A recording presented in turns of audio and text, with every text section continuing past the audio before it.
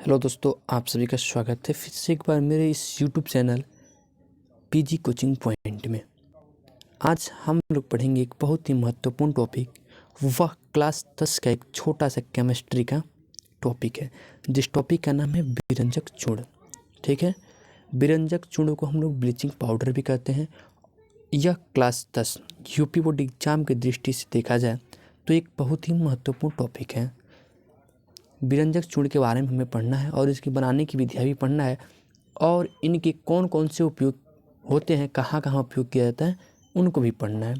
यह लगभग हर साल 3 नंबरों में पूछता है कि विरंजक चूर्ण से आप क्या समझते हैं, ब्लीचिंग पाउडर क्या है। ठीक है, तो चलिए हम लोग स्टार्ट करते हैं ब्लीचिंग पाउडर के बारे में। देखिए, हमें पढ़ना है ब्लीचिंग पाउडर। ठीक है, विरंजक चूर्ण ब्लीचिंग पाउडर हमें पढ़ना है।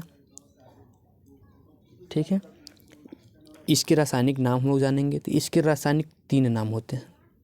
ब्लीचिंग पाउडर के जो रासायनिक नाम होते हैं वह 3 होते हैं। अब जानेंगे 3 कौन कौन से होते हैं। तो जो पहला होता है वो होता है कैल्शियम क्लोरोहाइपोक्लोराइड। ठीक है, यह पहला नाम हो गया। और जो दूसरा आता है वो होता है क्लोराइड ऑफ लाइम। ठीक है, अब बात करते हैं जो तीसरा इसका नाम होता है वो होता है क्लोरीनेटेड लाइम। ठीक है, क्लोरीनेटेड लाइम।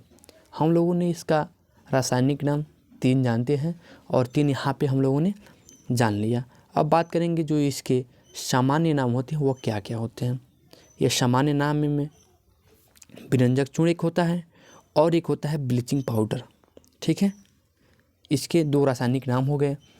अब इसके साथ ही हम लोग अगर बात करें, ठीक है, कि इसके अणुसूत्र, अगर अणुभार क्या क्या होते हैं इसके। ठीक है, तो देखिएगा यहाँ पे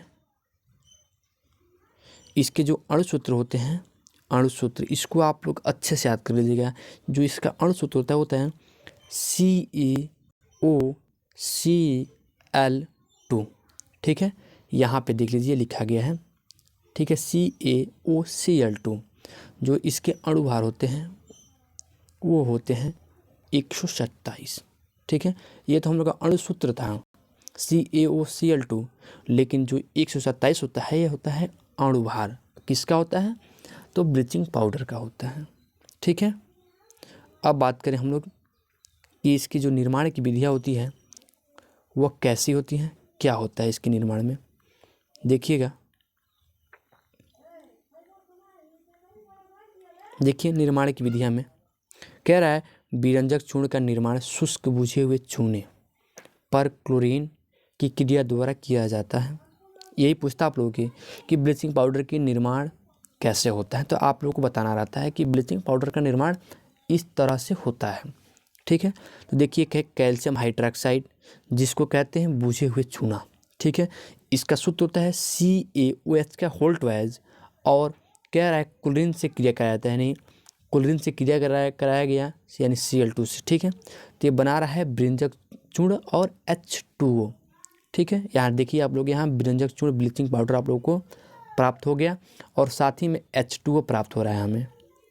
ठीक है, एक बार फिर आप लोग जो इसका क्रिया है उसको आप लोग ध्यान से देख लीजिएगा।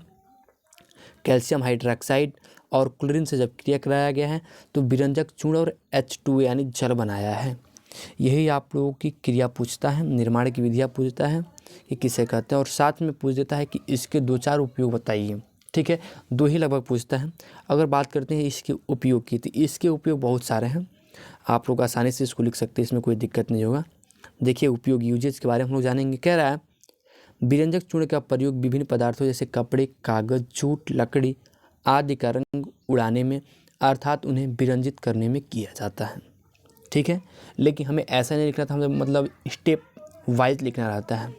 इस प्रकार देखिए, जो पहला दे रहा है जीवाणुनाशक के रूप में, जो दूसरा दे रहा है जल के शुद्धिकरण में, जो तीसरा कह रहा है ऑक्सीकारक के रूप में तथा चीनी को सफ़ेद करने में, जो चौथा दे रहा है वो कह रहा है क्लोरोफॉर्म के निर्माण में, अल्कोहल या एसीटोन के साथ जल की उपस्थिति में। ठीक है, आप लोगों ने उपयोग भी देख लिया, बनाने की विधिया भी देख लिया, उसके रासायनिक नाम है उसको भी आप लोगों ने जान लिया, अणुभार क्या होता है वह भी जान लिया आप लोग, अणुसूत्र क्या होता है वह भी जान लिए।